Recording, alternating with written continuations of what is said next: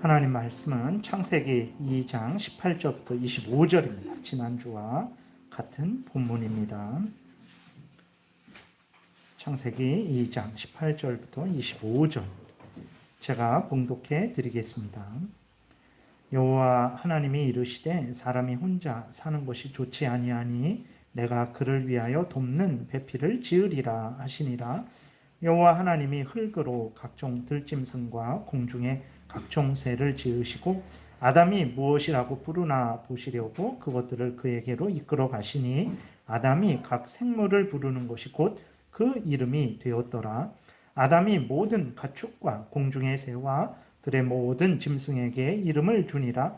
아담이 돕는 배필이 없으므로 여호와 하나님이 아담을 깊이 잠들게 하시니 잠들매 그가 그 갈빗대 하나를 취하고 살로 대신 채우시고 여호와 하나님이 아담에게서 취하신 그 갈빗대로 여자를 만드시고 그를 아담에게로 이끌어 오시니 아담이 이르되 이는 내 뼈 중에 뼈요 살 중에 살이라. 이것을 남자에게서 취하였은즉 여자라 부르리라 하니라. 이러므로 남자가 부모를 떠나 그의 아내와 합하여 둘이 한 몸을 이룰지로다. 아담과 그의 아내 두 사람이 벌거벗었으나 부끄러워하지 아니하니라. 아멘. 기도드리겠습니다. 살아계신 하나님 아버지 감사합니다. 이 시간 하나님의 말씀을 전하고 듣습니다. 성령께서 역사하셔서 우리를 향한 하나님의 뜻을 잘 깨달아 알게 도우소서. 하나님이 성경에서 알려주시는 대로 믿고 따르게 도우소서. 이것이 하나님께 영광이 되고 많은 사람들을 유익하게 하고 우리도 하나님의 크신 은혜를 누릴 줄을 믿사오니 성령께서 역사하셔서 하나님의 뜻을 깨달아 알고 믿고 순종하는 은혜를 허락하여 주옵소서. 예수님 이름으로 기도드렸습니다. 아멘. 지난 시간에는 이제 그 결혼이 어떻게 시작된 것인지에 대해서 말씀을 드렸어요. 결혼은 이제 하나님이 제정하신 것임을 말씀을 드렸습니다. 오늘은 하나님께서 그러면 왜 결혼을 제정하셨는가? 결혼의 목적에 대해서 말씀드리는 시간을 갖겠습니다. 첫 번째로는 결혼을 제정하신 목적은 오늘 본문에 아주 명확히 기록되어 있듯이 하나님께서 하와를 만드실 때 아담을 돕는 배필로 만드셨죠. 바로 이제 그 하나님께서 결혼을 왜 제정하셨냐 했을 때 서로 돕도록 제정하셨다라는 것을 우리가 기억을 해야 됩니다. 물론 이것은 이제 여자가 남자를 도와야 된다. 그것만 목적이라는 것이 아닙니다. 여자는 남자는 여자를 도와야 하는 거예요. 그러니까 남자 홀로 사는 게 좋지 않게 보이신 거예요. 하나님한테. 마찬가지로 여자 홀로 사는 것도 좋지 않은 것입니다. 그래서 한 남자와 한 여자가 결혼을 해서 서로 돕는 거예요. 서로 도우며 살아가라고 하나님이 결혼을 제정하셨습니다. 그래서 여러분들이 가정생활을 할 때, 부부생활을 할 때 서로 돕고 있는지 살펴보셔야 됩니다. 서로 도우면 그 결혼생활이 행복해요. 그러나 서로 돕지 않으면 혼자 사는 것이 오히려 더 낫다 싶은 생각이 들 것입니다. 그래서 하나님께서 결혼을 제정하신 것은 서로 도우라고 제정하셨다라는 것을 우리가 분명히 믿고 서로 도와야 됩니다. 그런데 죄로 부패된 사람들은 하나님의 뜻을 따라서 서로 돕지 않죠. 서로 돕기 위해서 결혼하지 않습니다. 이게 인간의 아주 뿌리 깊은 죄성이에요. 그러니까 아담이 범죄할 때에 아담은 하나님을 위하지도 않았고 이웃을 위하지도 않았어요. 그러니까 아담에게 하나님이 선악을 알게 하는 나무의 열매를 먹지 말아라. 그러면 죽는다. 너만 죽는 게 아니라 모두 죽는다. 선악을 알게 하는 나무의 열매를 먹지 말고 내가 너에게 명령한 대로 생육하고 번성하고 땅에 충만하라 하셨어요. 그랬을 때 아담이 이제 그러한 명령을 지키는 것은 하나님을 위하는 것이고 자기 그 여자 하와를 위하는 것이고 그리고 또 이제 자손을 위하는 것이죠. 그런데 아담은 그렇게 하지 않았죠. 오직 자기의 탐욕만을 추구했어요. 그러니까 하나님처럼 된다고 하는 그 탐욕만을 추구하고 하나님을 위하지도 않았죠. 여자 하와를 돕지도 않은 거예요. 그러니까 하와가 먼저 범죄를 했지만 아담이 그 하와의 그 권유를 받을 때 분명히 아담은 얼마든지 하와의 잘못을 지적하고 회개케 할 수 있었어요. 그렇게 권면할 수 있었는데도 불구하고 그렇게 하지 않은 거예요. 왜 그렇습니까? 그 선악을 알게 하는 나무의 열매를 먹으면 자신들이 하나님처럼 된다라는 그 악한 사탄 마귀의 괴계에 빠져버린 거죠. 그리고 그 탐욕을 품는 거예요. 그렇기 때문에 아담은 하와를 위하지도 않은 거예요. 물론 하와도 아담을 위하지도 않은 거죠. 그 아담은 하와를 위하지도 않은 것이고 자기가 대표하는 모든 후손들을 위하지도 않은 거예요. 자기의 탐욕만을 추구했던 것입니다. 이게 인간의 뿌리 깊은 죄성이에요. 절대로 하나님을 위하지도 않고 절대로 이웃을 위하지도 않죠. 그렇게 되니까 모든 사람들은 서로 돕기 위해서 결혼하지 않습니다. 자신만을 위해서 결혼을 해요. 물론 그렇다고 그럼 결혼을 할 때 자기를 위하지 말라라는 것이냐? 아니죠. 자기를 위해야 됩니다. 근데 여러분, 우리가 언제 우리 자신을 가장 위할 수 있겠습니까? 상대방을 내 마음대로 좌지우지 종으로 삼을 때 나를 위할 수 있겠습니까? 그러지 않습니다. 언제 나를 위합니까? 그 사람을 가장 위할 때 그것이 나를 위하는 거예요. 특별히 부부는 그렇죠. 부부는 한 몸입니다. 남을 돕는 게 아니에요. 나를 돕는다라는 분명한 생각을 가져야 됩니다. 아내가 남편을 도울 때 남을 돕는 게 아닙니다. 나를 돕는 거예요. 남편이 아내를 도울 때 남을 돕는 게 아니고 나를 돕는 거예요. 그래서 부부가 언제 가장 나를 위하게 되는가, 서로를 위하게 되는가 했을 때에는 서로를 위할 때, 하나님의 명령을 따라서 서로 돕는 배필이 될 때, 아내는 남편을 위하고 남편은 아내를 위할 때 가장 나를 위하고 서로를 위하게 된다는 것을 우리가 명심을 해야 되는 것입니다. 그래서 결혼을 할 때 정말 나를 위하고자 싶으면 하나님의 목적대로 서로를 위하십시오. 아내가, 여자가 자신을 위하고 싶다면 남편을 위하면 되는 거예요. 남편이 자신을 위하고 싶다면 아내를 위하면 되는 것입니다. 그러지 않고 나만을 위해서 나의 만족을 채우기만 위해서 결혼을 한다면 반드시 문제가 생기죠. 무슨 문제입니까? 자신만을 위해 결혼했을 때 그 결혼은 온전한 결혼이 안 됩니다. 왜 그러냐면 자신만을 위하는 결혼이기 때문에 어떤 어려움이 생기게 되면 그 어려움을 끝까지 함께 짊어지고 같이 가지 않습니다. 왜 그러냐면 그 결혼은 나를 위해서 했는데 남편으로 인해서, 아내로 인해서 어떤 큰 문제가 생겨요. 큰 피해가 생깁니다. 심지어 자신이 어떤 죽을 일이 생겨요. 그렇게 되면 이제는 더 이상 남편을 위할 이유가 없는 거죠. 아내를 위할 이유가 없는 거예요. 남편을 통해서 내가 유익을 얻고자 했는데, 아내를 통해서 내가 유익을 얻고자 했는데 오히려 손해를 보고 피해를 보고 목숨까지도 잃을 지경이 되면 당연히 내가 왜 아내를 위해야 되지? 내가 남편을 왜 위해야 되지? 하고 거기까지만 돕는 거예요. 그러니까 나에게 피해가 되지 않는 선까지만 돕는 거예요. 그렇기 때문에 분명히 결혼이라는 것은 서로를 위하는 것이다.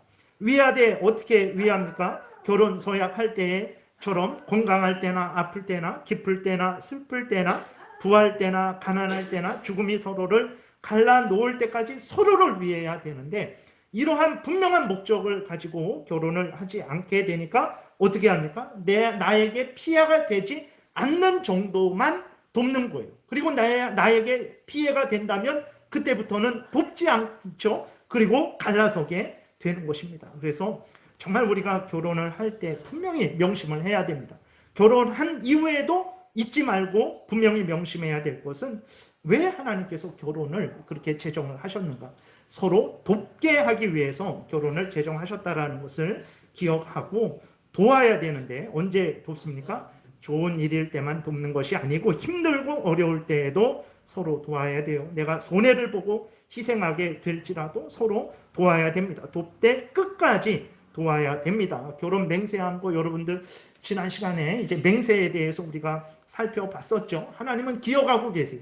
세례 때 맹세한 거 기억하고 계십니다. 직분을 받을 때 맹세한 거 기억하고 계세요. 여러분들이 개인적으로 다 하나님 앞에 서원한 것들 기억하고 계시고 결혼할 때 서로 맹세한 것도 기억하고 계세요. 그렇기 때문에 그 맹세를 따라서 서로 도우세요. 그것은 나를 위하는 거예요. 가장 나를 위하는 것입니다. 아내는 남편을 돕고 남편은 아내를 도우십시오. 돕기 위해서는 희생해야 돼요. 내가 희생해야 됩니다. 사실은 희생하지 못하는 이유가 무엇입니까? 자존심 때문에. 그런데 아무것도 아니에요. 저도 이렇게 말하는 저도 온전히 참 행동하지는 못하죠. 그런데 이렇게 한번 이렇게 뒤돌아보면 아무것도 아니에요. 그 말 한마디에 마음 상하고 말 한마디에 화를 내는데 아무것도 아닙니다. 아무것도 아니에요.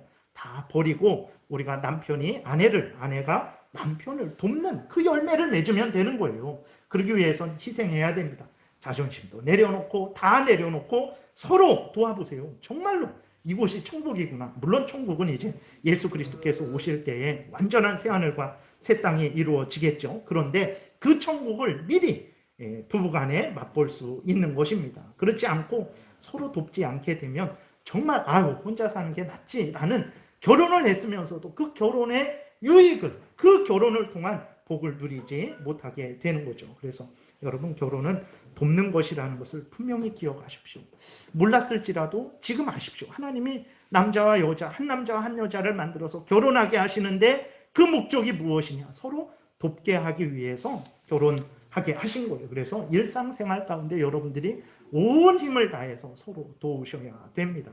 특별히 돕되 신앙생활할 때 더욱 서로 도와야 됩니다. 그러니까 하나님께서 이제 서로 따로따로 살면서 서로 이제 홀로 하나님의 영광을 위하는 삶을 살았죠. 근데 하나님께서 이제는 결혼하게 하셔서 둘이 합쳐서 하나님의 영광을 위하여 살게 하시기 위해서 결혼하게 하셨다는 것을 명심해야 됩니다. 그래서 절대로 남편은 아내의 신앙생활에 방해를 해서는 안 됩니다. 남편은 아내의 신앙생활에 방해를 해서는 안 돼요. 오히려 더욱더욱 적극적으로 밀어줘서 더욱더욱 기도하게 하고 더욱더욱 예배드리게 하고 더욱더욱 하나님 말씀을 따라 살아가게 해야 돼요.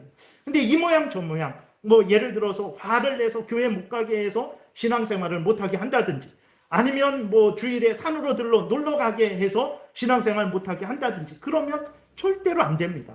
무슨 일이 있든지 기쁠 때든 슬플 때든 가난할 때든 부할 때든 도와서 남편이 아내를 도와서 더 하나님을 의지하고 더 하나님을 경외하고 더 하나님을 섬기게 해야 되는 거예요. 아내도 마찬가지입니다. 남편이 게으르고 나태할 때 더 책망도 하고 또 기도하고 더 위해서 남편이 하나님을 더 잘 섬길 수도 있도록 그렇게 도와야 되는 거예요. 하나님이 이 목적을 위해서 결혼을 만드신 거예요. 여러분들은 어떻습니까? 서로 열심히 돕고 있습니까? 같이 신앙생활 열심히 잘하고 있습니까? 아니면 끌어내리고 있습니까? 그 앞으로 달려가는 것을 발목을 붙잡고 있습니까? 우리가 돌아봐야 됩니다. 그것은 아무리 우리가 행복한 삶을 살지라도 문제없다고 할지라도 하나님의 뜻대로 행하지 않는 그게 문제예요. 나는 지금 우리 부부는 문제 없습니다 라고 생각하더라도 하나님 앞에서 서로 돕지 않고 그 다음에 신앙생활을 위해서 특별히 서로 돕지 않는다면 그게 문제입니다. 그게 잘못이라는 것을 우리가 분명히 기억을 해야 되는 거예요. 하나님께서 왜 결혼하게 하셨나? 서로 좋고 맛있는 거 잘 먹고 그것만이 아니라 모든 어려울 때에도 힘들 때도 온 일생을 살아가면서 함께 돕고 특별히 신앙을 위해서 하나님 영광을 위해서 하나님 뜻 따라 살아가게 하기 위해서 서로 결혼하게 하셨다라는 것을 분명히 믿고 도와야 됩니다. 앞에서 말씀드린 대로 돕는 것은 남을 돕는 게 아니에요. 아내의 일이 내 일입니다. 남편의 일이 내 일이에요. 부부는 한 몸이기 때문에 그렇습니다. 그래서 아내를 돕는 것은 나를 돕는 것이고 남편을 돕는 것은 나를 돕는 거예요. 그렇기 때문에 여러분 남남으로 생각하지 마시고 한 몸으로 생각하셔서 서로 열심히 도우십시오. 서로 열심히 하나님을 위하도록 돕는 그런 결혼 생활을 해야 되는 것입니다. 두 번째로는 이제 하나님이 결혼을 제정하신 목적은 음행을 방지하기 위해서 그렇습니다. 사람들은 죄로 오염되고 부패되어 있기 때문에 죄된 욕망을 제어하지 못합니다. 그 음욕을 제어하지를 못해요. 그래서 그냥 놔두면 음행이 이제 횡행하게 되죠. 여러분 고아원이 어디에서 시작되었는지 아십니까? 로마 카톨릭 수도원에서 시작되었어요. 수도원의 지하나 그 연못에 보게 되면 어린 아기들의 뼈들이 가득 찼다고 합니다. 왜 그렇습니까? 로마 카톨릭은 결혼을 안 하죠. 신부도 그렇고 수녀도 그렇고 하나님을 위해서 살겠다라고 맹세를 해요. 이해는 됩니다. 왜 그러냐면 결혼을 하게 되면 기쁨도 이렇게 2배가 되지만 그러나 슬픔은 2배 이상이 되는 것 같아요. 그 짊어져야 될 짐은 2배 이상이 되는 것 같아요. 아내의 짐을 짊어져야 되죠. 남편의 짐을 짊어져야 됩니다. 그리고 또 아내는 시댁의 짐을 짊어져야 되고 또 남편은 친정의 짐도 짊어져야 되는 거죠. 자식이 태어나면 또 자식의 짐도 짊어져야 되는 거예요. 그러니까 기쁨은 뭐 그렇게 뭐 항상 기뻐서 뭐 이렇게 우리가 감당할 수 없는 기쁨은 그렇게 많지는 않고, 짊어져야 될 짐은 그냥 몇 배씩이나 이렇게 늘어나는 것 같아요. 근데 그러니까 이제 하나님을 온전히 섬길 수가 없죠. 그렇게 되니까 로마 가톨릭에서는 결혼하지 않고 하나님께만 집중하기 위해서 결혼 안 하겠습니다, 하나님만 섬기겠습니다 라고 한 거예요. 좋죠. 좋은 의도입니다. 근데 문제는 드렸듯이 우리들이 죄로 오염되고 배되어 있어요. 예수 그리스도를 믿는 우리들이잖아요. 30년, 40년, 50년을 믿습니다. 우리가 이웃을 온전히 사랑합니까? 내 몸처럼 사랑해요? 위에서 기도합니까? 하나님 앞에서 내가 온전히 하나님을 마음과 뜻과 정성과 목숨을 다해서 사랑합니까? 그러지 못해요. 그러니까 수십 년 신앙생활을 했는데도 늘 주일마다 나와서 회개해야 돼요. 돌아가서 집에서 또 회개해야 돼요. 아침에 회개했는데 저녁 때 또 회개해야 돼요.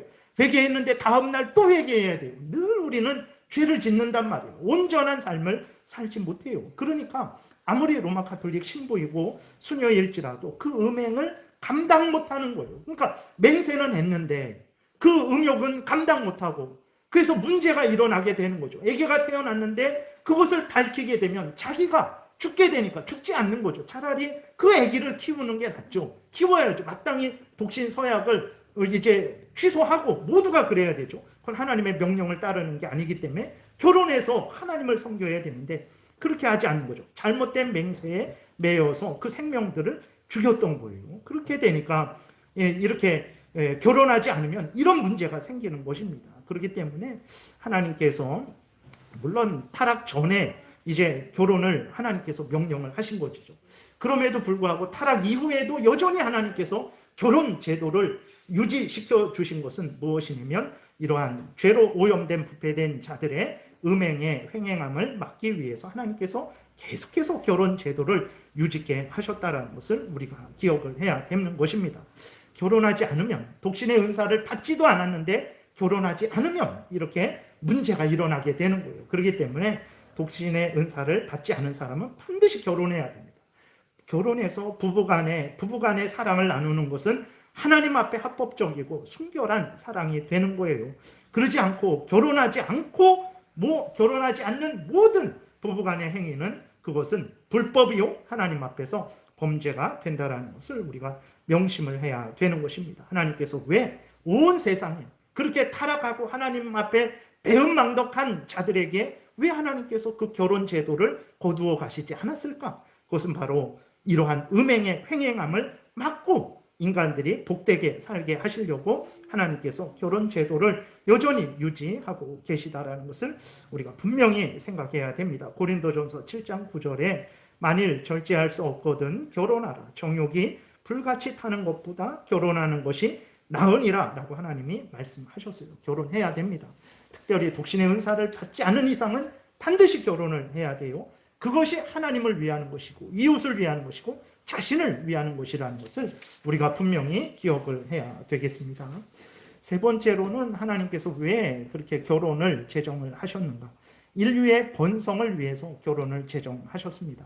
하나님은 전능하셔서 모든 인간들을 한 번에 만드실 수 있어요. 그런데 그렇게 하지 않으셨어요. 오늘 본문에 보니까 아담, 남자 한 명, 여자 한 명을 만드셨어요.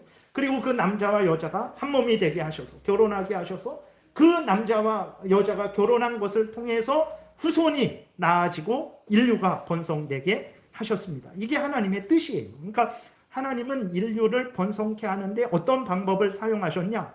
하나님이 이 꽃만 하더라도 이 꽃이 세상에 몇 종류가 있는지 알 수 없을 정도로 충만하고 다양하게 하나님께서 꽃을 만드셨어요.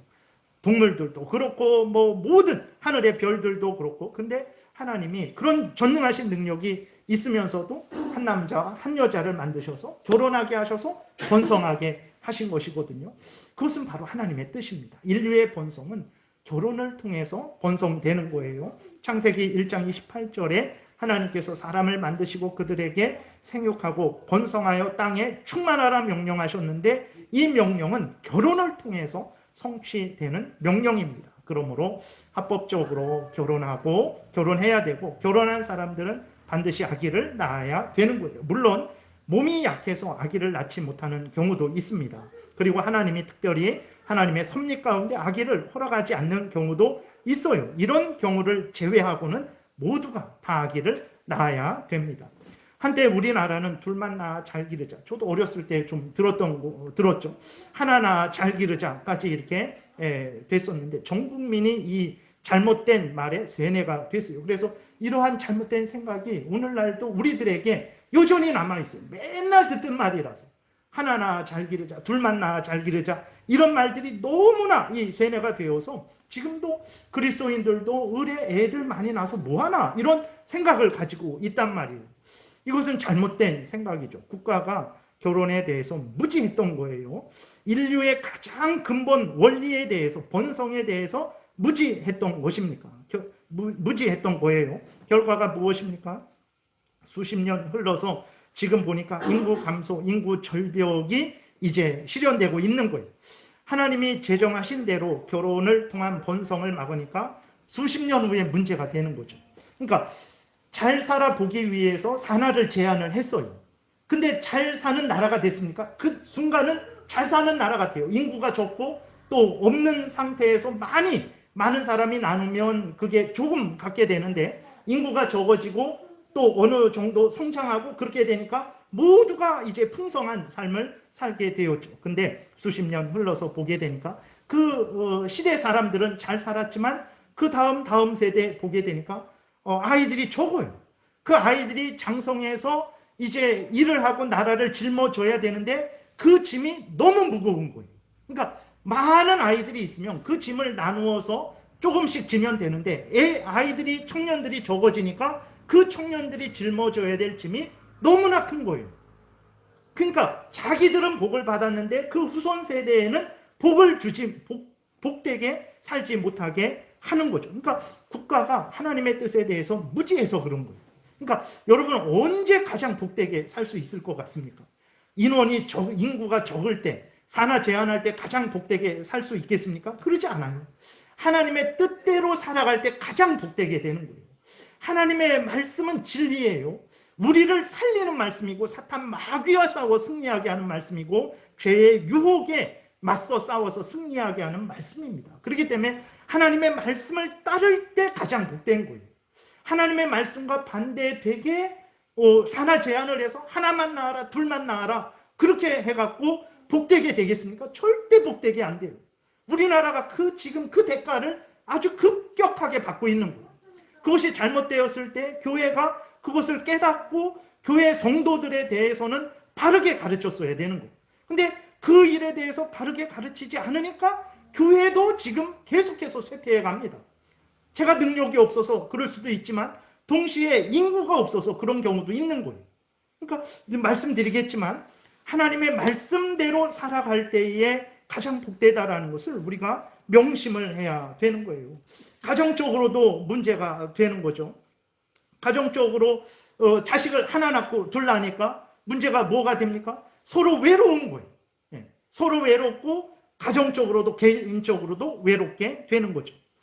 또 오늘날에 여전히 다양한 방법으로 하나님이 정하신 인류의 가장 근본이 되는 결혼, 가정을 깨트리려는 시도가 여전히 있죠.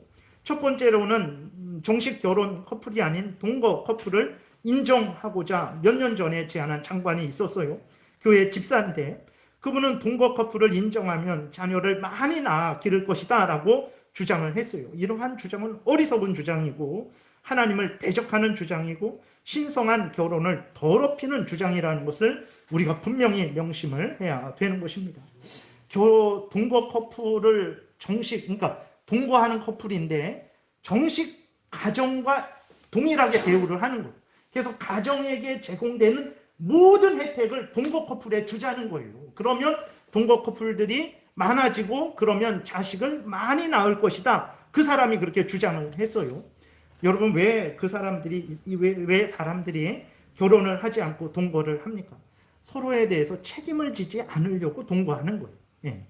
아기를 낳지 않고 자유롭게 즐기며 살려고 동거하는 거예요. 근데 동거를 인정해요?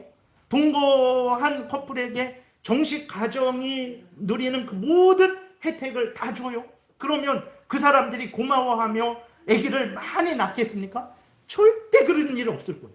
오히려 그들은 더 방종하게 될 것이고 합법적인 결혼만 망가지게 될 거예요. 근데 이러한 주장을 한 나라의 장관, 나라의 전체적인 그러한 경영을 이끌어가는 그러한 장관이 서슴없이 그것이 옳다고 하고 그러한 법을 만들려다가 실패한 거죠. 하나님의 은혜입니다.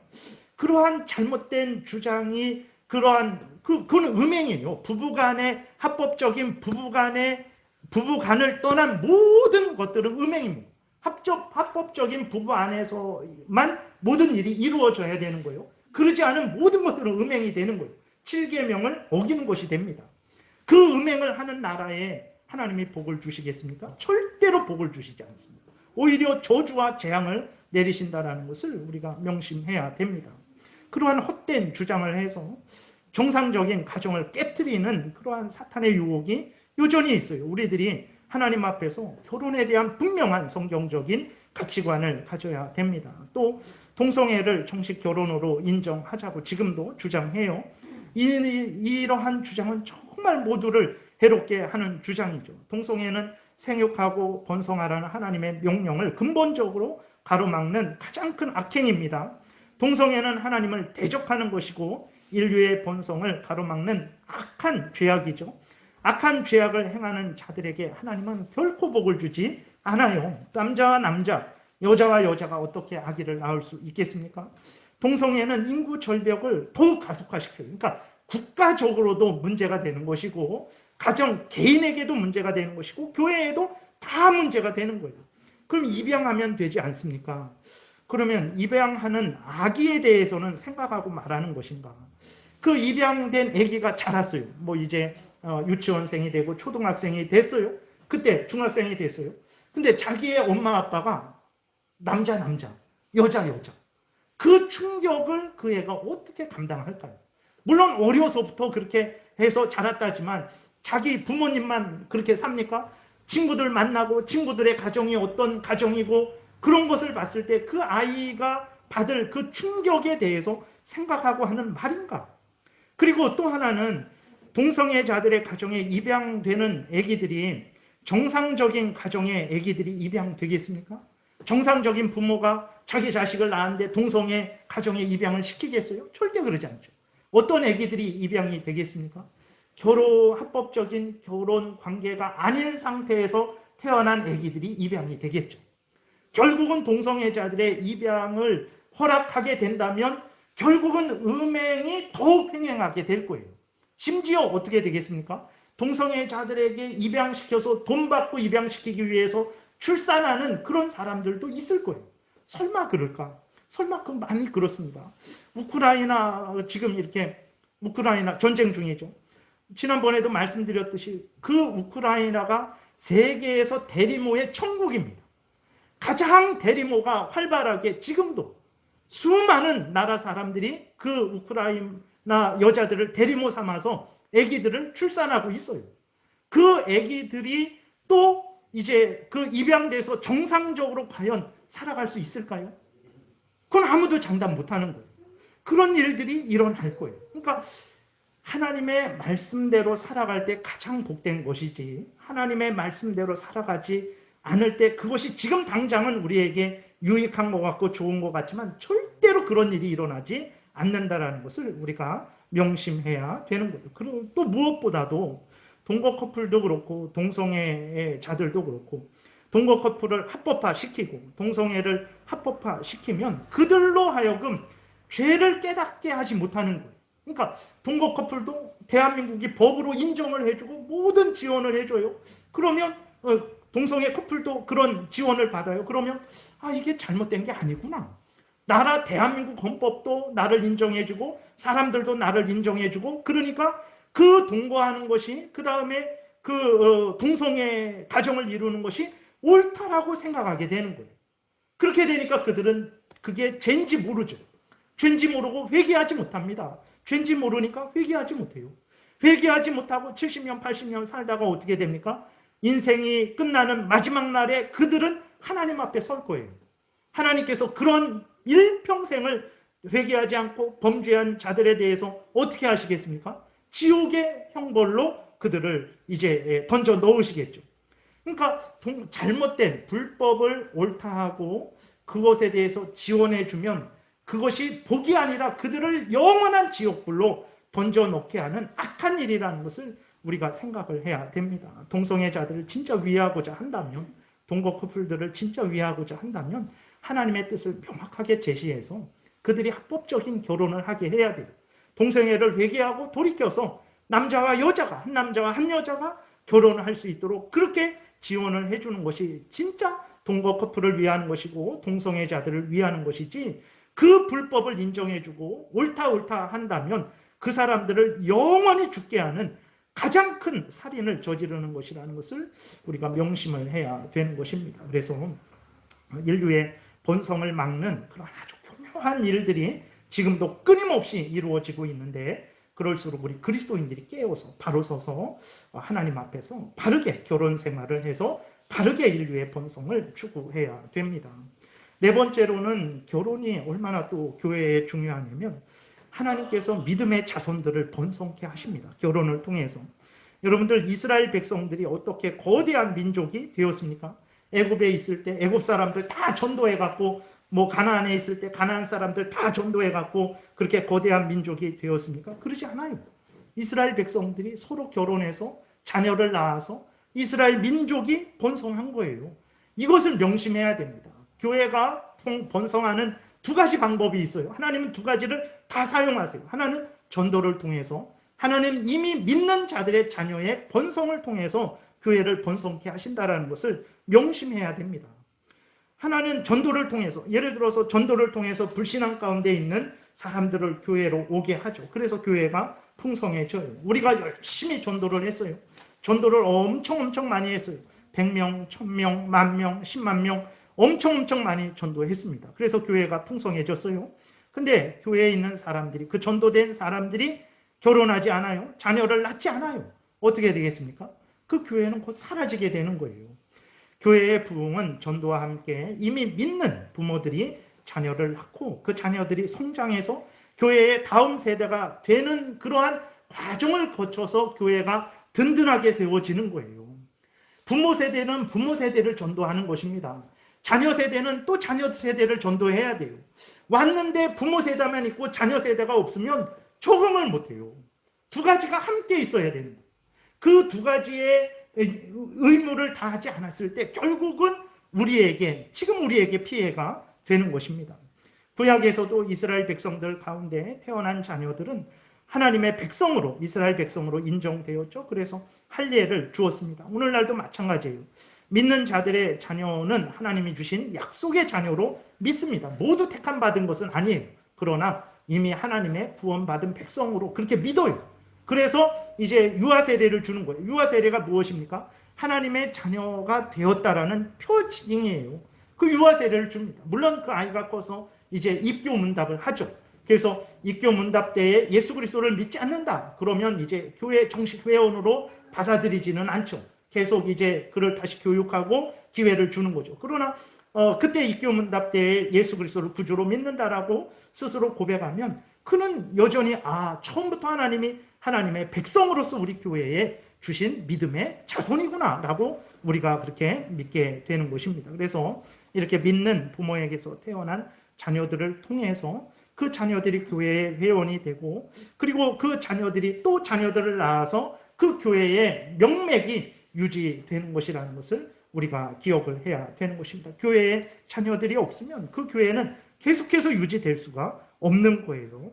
그러니까 이렇게 결혼은 귀한 목적이 있는 것입니다. 그러니까 말씀드린 대로 결혼은 서로 돕게 일상생활을 살아가는데 서로 돕도록, 특별히 신앙생활을 하는 데 있어서 서로 열심히 돕도록, 그 다음에 음행을 방지하고 그 다음에 인류의 번성과 교회의 번성을 위한 목적으로 하나님께서 이 결혼 제도를 제정하신 것입니다.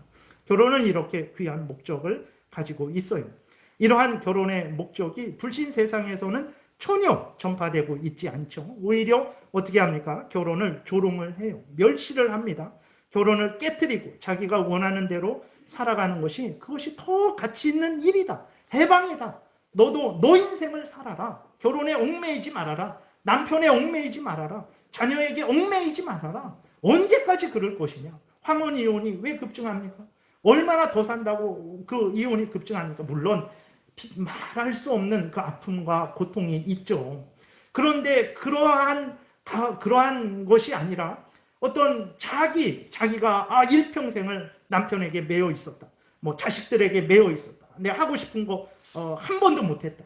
그러니까 일생을 그런 식으로 생각을 하는 거예요. 그러니까 인생의 제일 되는 본분이 무엇인가? 하나님을 영화롭게 하고 영원토록 하나님을 즐거워하는 것이다. 하나님을 경외하고 그 명령을 따르는 것이다. 먹든지 마시든지 무엇을 하든지 하나님의 영광을 위하여 하는 것이다. 살든지 죽든지 살아도 주를 위해 살고 죽어도 주를 위해 사는 것이다 라는 가치관이 없으니까 후회가 되는 거예요. 아니 내 인생인데, 한 번뿐인 인생인데, 이제 얼마 남지 않았는데 내가 왜 남편에 매여야 되고 자식에 매여야 되지? 다 필요 없어. 난 내가 하고 싶은 대로 살 거예요. 그것은 성경이 말하는 인생관이 아니에요. 그거는 성경이 말하는 하나님의 뜻이 아닙니다. 그리스도인들도 이런 잘못된 가치관에 물들어 있으니까 결혼에 대해서 소중하게 생각하지 않는 것이고 그 결혼을 바로 하지 않는 것이고 결국은 나중에 그렇게 황혼이혼에 이르게 되는 것이죠. 더더군다나 이러한 결혼의 목적이 세상에서는 전혀 전파되고 있지 않는 거예요. 말씀드렸듯이 결혼을 조롱하고 멸시하고 깨트리고 자기가 원하는 대로 살아가는 것이 더 가치 있는 일이다. 그게 해방이다. 그게 인생의 본분이다. 이렇게 거짓말을 하고 있는 거죠. 결혼해서 아기를 낳고 아기를 키우고 가정생활하는 것을 억압받는 것으로 생각을 하는 거예요. 요새는 그 임신하는 것을 뭐라고 말을 하냐면 자기가 낙태 공장이 된 것으로 생각을 합니다. 그래서 나는 낙태 공장이 나는 그 아기 낳는 공장이 아니니까 자기는 아기 낳는 공장으로 여겨지기도 싫으니까 자기는 자기에게 낙태할 수 있는 권리를 달라고 지금 주장을 하고 있는 것이 페미니즘이 지금 주장하고 있는 거예요. 정말 그렇습니다. 어떤 사람 보니까 이렇게 그 유튜브 찍어서 올렸는데 자기가 임신을 했는데 막 울어요. 왜 웁니까? 이 아기가 내 인생을 이렇게 이제 갉아먹고 내 인생을 빼앗을 것을 생각하니까 너무나 분하고 억울하다고 막 울면서 상황이 그래요. 진짜 그렇습니다. 세상은 이런 생각에 잘못된 가치관에 물들어 있는 것이죠. 이런 잘못된 사상이 아이들과 청년들을 사로잡고 있어서 이 악한 사상을 고치기 전에는 저출산을 막을 수가 없습니다. 수천조, 수억조 이렇게 지원해도 안 돼요. 결혼은 왜 합니까? 억압받는 것이고 매이는 것이고 내 자유로운 연애할 수 없고 내 자유로운 삶을 살 수 없는데 왜 결혼을 합니까? 그런 생각으로 사람들을 다 자꾸 세뇌시켰기 때문에 그렇게 그 잘못된 가치관을 없애기 전에는 절대로 결혼이 이렇게 정상적으로 되지 않아요. 근데 이 잘못된 것을 누가 고쳐줘야 됩니까? 그리스도인만이 할 수 있는 거예요. 교회가 해야 되는데 문제는 무엇입니까? 교회가 세상에 바른 결혼의 목적을 전해야 될 교회임에도 불구하고 하나님이 제정하신 결혼의 목적을 교회도 중시하지 않아요. 다시 말해서 그리스도인들도 결혼에 대한 하나님의 그 뜻을 생각하지 않죠. 결혼을 자기 마음대로 시작하고 자기 마음대로 유지하고 자기 마음대로 그리스도인인데도 끊어버리는 일들이 이렇게 많아지고 있습니다. 그리스도인들은 빛이고 소금입니다. 왜 빛이고 소금입니까? 우리 자신으로는 어둠이죠. 우리 자신은 어둠이고 지옥불에 던져져도 마땅한 존재들이죠. 그러나 예수 그리스도 안에서 죄 용서함을 받고 하나님의 말씀을 받았기 때문에 하나님의 뜻을 알고 있는 자들이죠. 그래서 우리가 빛이고 소금입니다. 빛이고 소금으로서 하나님의 말씀을 굳게 믿고 순종하고 전하면 그 사람이 빛이고 소금이 되는 거예요. 근데 그렇게 그리스도인이 하나님의 뜻을 마음에 새기고 굳게 믿고 전하는 그런 삶을 살아야 되는데 전혀 그러지 않아요. 그렇게 되니까 빛도 없고 소금도 없는 세상은 더욱 어두워지고 더욱 썩어지게 되는 것이죠. 그리스도인들이 정말 하나님 앞에 바로 서야 됩니다. 우리들이 각자가 신앙생활하는 거 그거 아무것도 아닌 게 아닙니다. 내가 하나님 앞에서 내가 열심히 신앙생활하는 그것이 나를 위하는 것이요, 가족을 위하는 것이요, 교회를 위하는 것이요, 이 사회를 위하는 것이고 국가를 위하는 것이고 세상을 위하는 것이라는 것을 우리가 명심해야 됩니다. 내가 신앙생활 올바로 하지 않는 그것이 나를 해야 하는 것이고 가족을 해야 하는 것이고 교회를 해야 하는 것이고 국가를 해야 하는 것이고 온 인류를 해야 하는 것이라는 것을 우리가 명심해야 돼요. 그런 마음으로 신앙생활을 하지 않으면 하나님을 모르는 거예요. 하나님은 온 세상의 하나님이십니다. 우리들을 통해서 온 세상의 빛을 비추시는 하나님이세요. 그런 하나님 앞에서 신앙생활을 하는 것이라는 것을 우리가 늘 기억해야 됩니다. 근데 그런 걸 기억하지 않고 어떻게 합니까? 내 인생의 자랑거리, 안목의 종욕거리, 육신의 종욕거리, 내 건강, 내 어떤 물질, 내 지위, 명예 얻으면 됐지. 뭐 세상이 이렇게 살든 저렇게 살든, 뭐 동성애가 합법화되든, 뭐 동거 커플이 합법화되든, 아기를 낳든 말든, 결혼해서 이혼하든 말든, 이건 내가 건강한데, 내가 돈이 많아서 뭐 문제 없는데, 나면 잘 살면 되지. 라는 그런 생각을 가지고 있다면 그것은 신앙생활이 아닙니다. 그거는 하나님의 뜻이 아니기 때문에 그렇습니다. 말씀을 정리합니다. 결혼이라는 것은 단지 남자 여자가 서로 좋아해서 만들어낸 제도도 아니고 국가가 명령한 것도 아니고 하나님이 제정하신 거예요. 왜 제정하셨나? 말씀드렸듯이 서로 돕게 하기 위해서, 그리고 특별히 신앙생활을 할 때에 서로 도우며 신앙생활하게 하기 위해서, 그리고 인류의 번성을 위해서, 무엇보다도 교회의 믿음의 자손의 번성을 위해서 하나님이 결혼을 제정하신 거예요.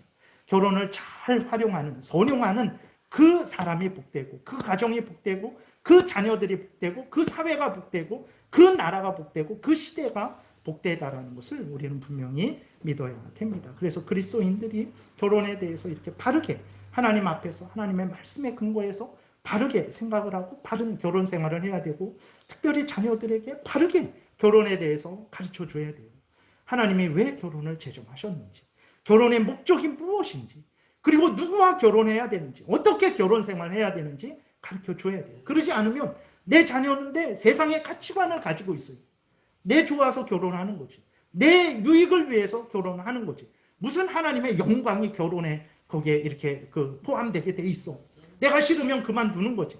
이런 잘못된 가치관을 갖게 되는 것입니다. 우리의 책임이 얼마나 큰지 다시 한번 깊이 생각을 하고, 우리들이 바르게 신앙생활하는 이것이 나에게만 유익한 게 아니라 우리 교회에도, 우리 가정에도, 우리 자녀에게도, 이 세상 사람들에게도, 원수들에게도 유익하게 하는 것이라는 것을 기억하고, 우리가 바르게 결혼의 의미를 분명히 깨닫고 그렇게 살고 또 그것을 전하는 삶을 살아야 되겠습니다. 기도드리겠습니다.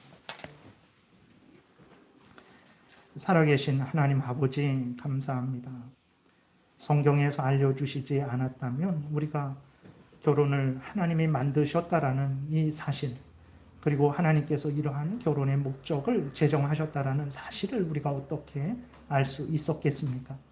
하나님께서 성경에 이 귀한 하나님의 뜻을 기록하여 주셔서 우리로 이 귀한 진리를 알게 하시고 올바른 결혼 생활을 하게 하고 전할 수 있게 하시니 감사합니다. 이것이 우리를 위하는 길이요, 가족을 위하는 길이요, 자녀를 위하는 길이요, 교회를 위하는 길이요, 또 이 세상을 위하는 길이요, 나라를 위하는 길이요, 이 시대를 위하는 길이라는 것을 분명하게 기억하고 성경에서 알려주는 대로 열심히 감사함으로, 기쁨으로 결혼 생활하게 도우소서. 감사드리고 예수 그리스도의 이름으로 기도드렸습니다. 아멘.